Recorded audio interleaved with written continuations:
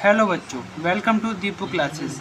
आज हम ओसवाल बुक्स से फिजिक्स का चैप्टर फर्स्ट करने वाले हैं, electric charge and electric field with MCQs. इस लेक्चर में हम एमसीक्यू डिस्कस करेंगे और नेक्स्ट लेक्चर में हम इसके डिस्क्रिप्टिव क्वेश्चन करेंगे। तो चलिए वीडियो को शुरू करते हैं। चलिए अब हम पढ़ते हैं पहले एमसीक्यू की तरफ। तो हमारे पास जो पहला एमसीक्यू है वो है plastic rod rub with fur and glass, rod rub with silk. जब हम प्लास्टिक रॉड को पहले फर के ऊपर, उसके बाद हम ग्लास के ऊपर रब करेंगे तो उस पर क्या इफेक्ट पड़ेगा? क्या ये आपस में रिपल करेंगी, mix with each other, attract each other, या इनमें से कुछ नहीं?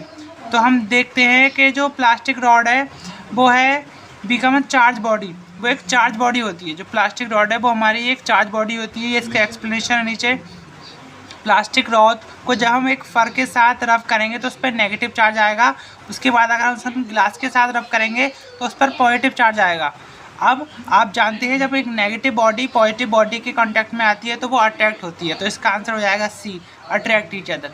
ठीक है, उसके बाद पढ़ते हैं हम नेक्स्ट क्वेश्चन की तरफ। जो हमारे पास नेक्स्ट क्वेश्चन है वो है electric charge between two bodies. जब दो बॉडी हमारे पास वो इलेक्ट्रिकल चार्ज हैं कैन बी प्रोड्यूस बाई, वो जो इलेक्ट्रिकल चार्ज है दोनों के बीच वो किसकी वजह से प्रोड्यूस होगा?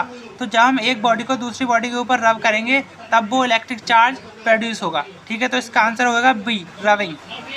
इसके बाद हमारे पास थर्ड क्वेश्चन है कि electric charge under the action of electric force. अगर हमारा कोई भी इलेक्ट्रिक चार्ज है, अगर हम उससे किसी भी फोर्स की मदद से डिफाइन करना चाहेंगे तो वो हम करेंगे इलेक्ट्रोस्टैटिक्स में। ये हमारी यूनिट है इलेक्ट्रोस्टैटिक। काफ़ी इंपॉर्टेंट क्वेश्चन अभी तक हमने डिस्कस किए। चलिए इसके बाद चलते हैं नेक्स्ट क्वेश्चन की तरफ। नेक्स्ट क्वेश्चन है हमारे पास, ये कौन सा लॉ है? The force is directly proportional to the charge and inversely proportional to the square of the separation between the call. ठीक है, तो ये हमारे पास कह रहा है कि अगर दो चार्ज हैं हमारे और वो सेपरेटेड हैं by small distance R square, तो ये हमारा कौन सा लॉ है? तो ये आप सब जानते हैं, इस चैप्टर की जान, कूलम्स लॉ। उसके बाद ये हमारे पास फिफ्थ क्वेश्चन है जिसका हमारे पास आंसर आगे मिलेगा। तो फिफ्थ क्वेश्चन है हमारे पास, in a figure the two charge. अब मैं आपको आगे समझाता हूँ, क्वेश्चन में अब मैं आपको आगे बताऊँगा। ठीक है, नेक्स्ट क्वेश्चन है हमारे पास, ये हमारे पास दो फिगर दे रखी हैं।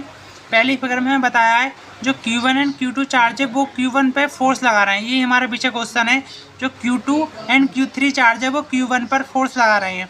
उसके बाद जो Q2 और Q3 चार्ज है इनके अपोजिट में हमारे पास एक कैपिटल Q चार्ज प्लेस कर दिया गया है।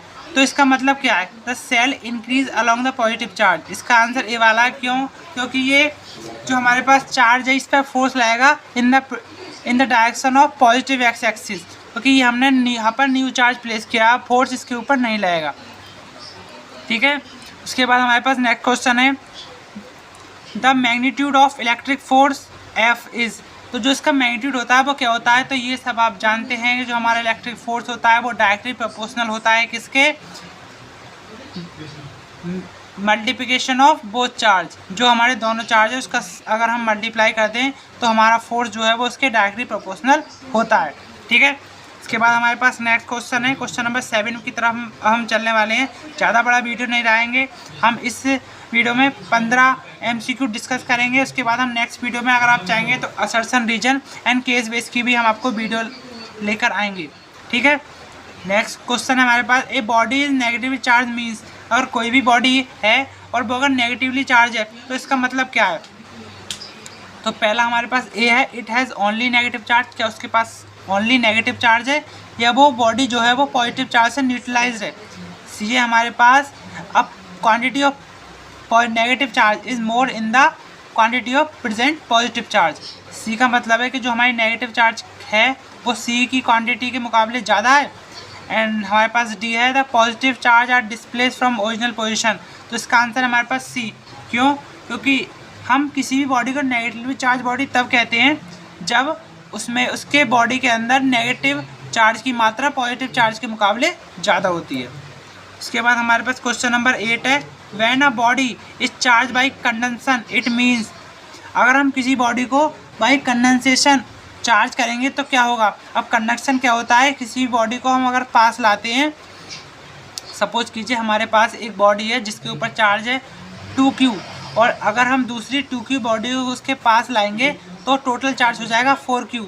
इसका मतलब क्या है, अगर हम दूसरी तरफ अगर हम प्लस 2Q चार्ज की बॉडी को माइनस 3Q के पास लाएं तो इसमें क्या हो रहा है, इसमें नेगेटिव चार्ज आ रहा है, उसमें क्या आ रहा था पॉजिटिव, तो ये होगा इंक्रीज और डिक्रीज।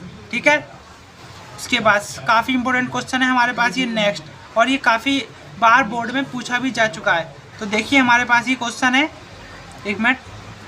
अब point, positive charge browse near isolated conducting sphere. अगर हमारे पास आइसोलेटेड स्फीयर है उसके पास हम अगर एक पॉजिटिव चार्ज लाते हैं तो क्या इफेक्ट पड़ेगा इलेक्ट्रिक फील्ड में। आप यहाँ से देख रहे हैं इधर से हमारी पॉजिटिव चार्ज से लाइंस जो है मैग्नेटिक फील्ड लाइंस वो इस स्फीयर के अंदर जा रही हैं। अब आप जानते हैं पॉजिटिव से जो मैग्नेटिक फील्ड लाइंस वो आउटवर्ड होती हैं और नेगेटिव से इनवर्ड होती हैं। तो यहाँ पर हमारे पॉजिटिव से इधर जा रही हैं, मतलब यहाँ से हमारी बाहर निकलनी चाहिए, लेकिन इस दोनों में हमें दिखाया जा रहा है कि इधर से भी हमारी फील्ड लाइंस अंदर आ रही हैं और इधर से हमारी फील्ड लाइंस अंदर आ रही हैं। तो ये हमारा पहला वाला गलत हो गया। इसके बाद हमारे पास बी वाला है कि इसमें हमारी जो फील्ड लाइंस है वो इधर से अंदर जा रही है, इधर से निकल रही है। तो ये हमें कुछ सही लग रहा है। चलिए अब देखते हैं आगे। उसके बाद ही हमारे पास सी है जिसमें पॉजिटिव चार्ज इस स्फीयर से पार कर रहा है, वो भी किससे, एक डिस्टेंस मेंटेन कर रहा है, इनके बीच में काफ़ी डिस्टेंस है। अगर इन दोनों में कंपेयर किया जाए तो इसकी मैग्नेटिक फील्ड लाइंस इसके कंपेरेटिव में ज़्यादा होंगी। ठीक है, उसके बाद ये नेगेटिव वाले में दोनों में अंदर फील्ड लाइंस आ रही हैं, तो ये गलत है। ठीक है, तो इन दोनों के मुकाबले सबसे ज़्यादा कौन सी हो जाएगी, बी वाली। ठीक है, तो इसका आंसर है बी। इसके बाद हम बढ़ते हैं लास्ट क्वेश्चन नंबर 11 की ओर।